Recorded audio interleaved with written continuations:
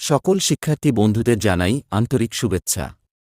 আজকের ভিডিওতে আমি তোমাদের জন্য নিয়ে এসেছি উপসীয় ২ সেমিস্টারের বাংলা বিষয়ের কিছু একেবারে নিশ্চিত প্রশ্ন।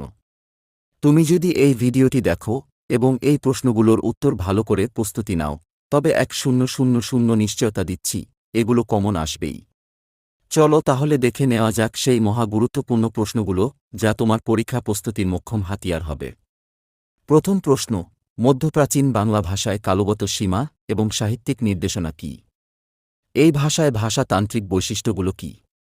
দ্বিতীয় প্রশ্ন: প্রাচীন মধ্য ভারতীয় আর্য ভাষার কালগত সীমা ও ভাষাতান্ত্রিক বৈশিষ্ট্যগুলো কী? এটা পরীক্ষা পেপারে আসবে। তৃতীয় প্রশ্ন: বাঙালির ঝাড়খণ্ড উপভাষার কোন অঞ্চলে প্রচলিত এবং এই উপভাষার বৈশিষ্ট্য কী? তোমরা কেউ মিস করো না, এটা খুব গুরুত্বপূর্ণ।